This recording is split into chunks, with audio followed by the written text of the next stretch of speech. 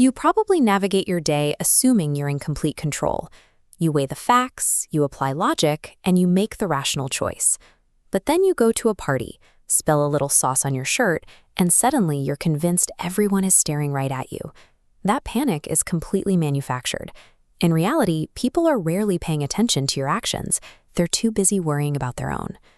Nobel Prize-winning psychologist Daniel Kahneman found that our minds are secretly governed by hardwired shortcuts, mental programs that run constantly in the background without us ever noticing.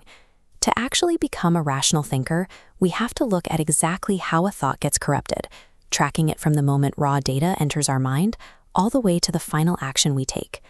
Let's start at the very beginning of the pipeline, the input stage. When you encounter a new situation, your brain desperately grabs onto the first piece of information it finds and refuses to let go. We call this the halo effect. Bernie Madoff was the darling of Wall Street. He had the legendary status, pristine firm, and consistent returns. All that prestige created a positive halo that completely blinded people to the underlying math. No one noticed the numbers made no sense because they were too distracted by the glow to see he was running the biggest Ponzi scheme in history.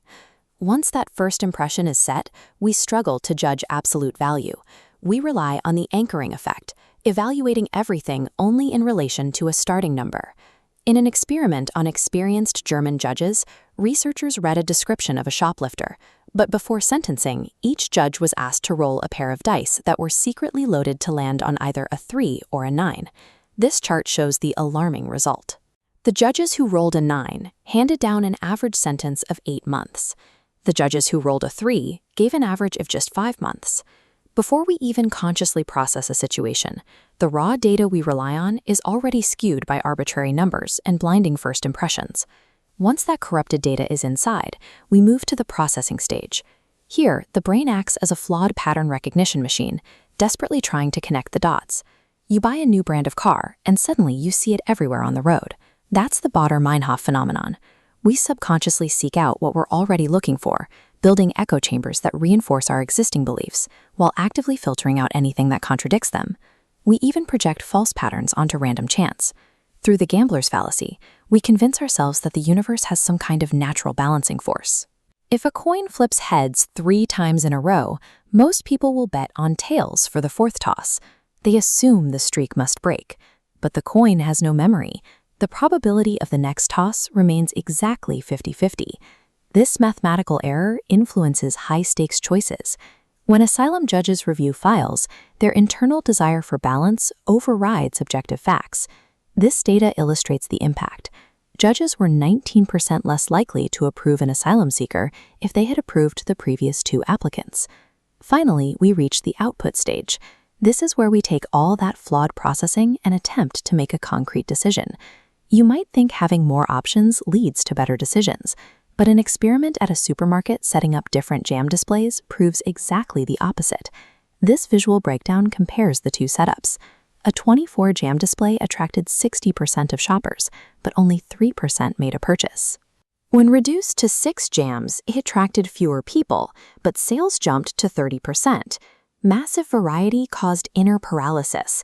And when we make a choice or face an outcome we don't like, we rely on cognitive dissonance to rewrite reality.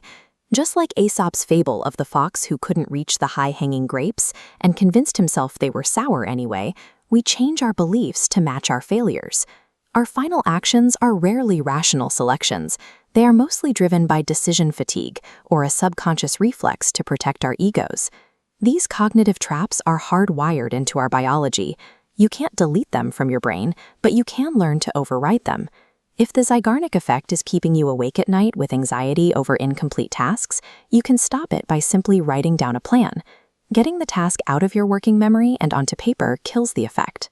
To fight off the anchoring effect, proactively establish your own mathematical baselines and do independent research before you enter a negotiation or look at a price tag. You can combat confirmation bias by choosing to think gray. Instead of searching for facts that fit your theory, deliberately seek out the complex middle ground. Step outside of algorithm-driven echo chambers.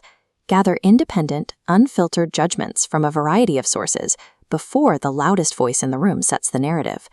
You may not have total control over your biological wiring, But noticing when these mental shortcuts arise and catching them in real time is the first step towards escaping ordinary thinking.